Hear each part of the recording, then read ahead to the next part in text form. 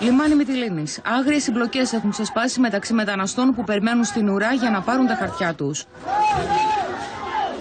Κάποιοι προσπάθησαν να παρακάμψουν τη σειρά προτεραιότητας και να περάσουν μπροστά από άλλους.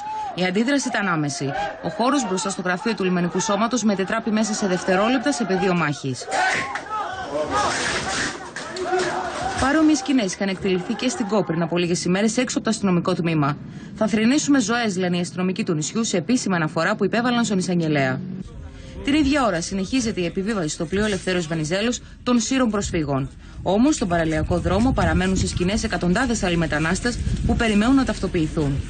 Η ίδια εικόνα και στη Λέρο, όπου περίπου 1.300 μετανάστες και πρόσφυγες προσπαθούν να επιβιώσουν στην αυλή του λιμεναρχείου αλλά και στο κέντρο υγείας του νησιού, το οποίο έχει μετατραπεί σε πρόχειρο καταβλισμό. Και ενώ στη στεριά καταγράφονται εικόνες που προκαλούν θλίψη, στη θάλασσα η μάχη της διάσωσης είναι συνεχής. Ο υποπλήρχος Αργύρης Φραγκούλης, κυβερνήτης στο πλωτό ανοιχτής θαλάσσης της Μυτιλήνης, μας λέει ότι μπροστά στη θέα των προσφυγόπουλων που κινδυνεύουν να πνιγούν, οι λιμενικοί λυγίζουν και ας έχουν ζήσει τις ίδιες στιγμές εκατοντάδες φορές. Σκέφτονται τα δικά τους παιδιά.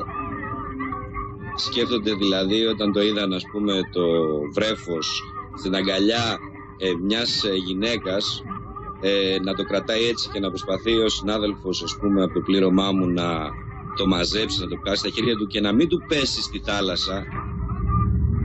Φανταστείτε ότι υπάρχει κόμπος στο στομάχι, υπάρχει άγχος, υπάρχει στεναχώρια που το βλέπεις εκείνη την ώρα, σε πιάνει ένα πράγμα απερίγραπτο, δεν μπορώ να σας το μεταφέρω, πρέπει να το δείτε.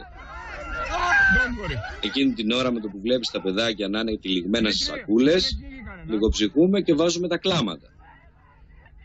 Φανταστείτε να το χάσεις, να το χάσεις αυτό το παιδί από τα χέρια σου εκείνη την ώρα μέσα στο σκοτάδι. Τα δουλεμπορικά σκάφη καταφθάνουν το ένα μετά το άλλο. Υπάρχουν φορές που οι λιμενικοί δεν ξέρουν πού να πρωτοτρέξουν. Σε διάστημα ακτίνας 5 χιλιόμετρων μπορεί να έχουμε και 20 περιστατικά. Έρχονται η μία βάρκα πίσω από την άλλη. Μέχρι να μαζέψουμε το ένα περιστατικό, φανταστείτε από δίπλα μας έχουν περάσει άλλες 2 βάρκες, ας πούμε. Που ναι, μεν τις έχουμε εντοπίσει, αλλά επειδή το πλοίο είναι εκείνη τη στιγμή μαζεύει τον κόσμο από τη μία βάρκα, δεν μπορεί να πάει να ασχοληθεί και με άλλη βάρκα. Αναγκαστικά και τα μέσα που έχουμε και τα πλωτά που διαθέτουμε στην περιοχή, αφενός είναι λίγα, αφετέρου είναι δύσκολη η διάσωση εκείνη την ώρα, γιατί όλοι θέλουν να μπουν στο πλωτό απάνω. Γυναίκες με μωρά στην αγκαλιά ουρλιάζουν από φόβο στη θέα και μόνο του νερού που μπαίνει στη βάρκα. Άνδρες προσπαθούν να ανέβουν πρώτοι στο σκάφος του λιμενικού, ακόμη και πάνω από τα παιδιά. Όταν μπαίνουν και μας βλέπουν, σκίζουν τις βάρκες. Και φανταστείτε ότι τους μαζεύουμε από τα νερά μέσα. Δεν σας κρύβω ότι προχθές μαζέψαμε ένα μωρό 3 ημερών. Ήταν μέσα σε σακούλα απορριμμάτων, καλυμμένο, για να προστατευτεί από τη βροχή.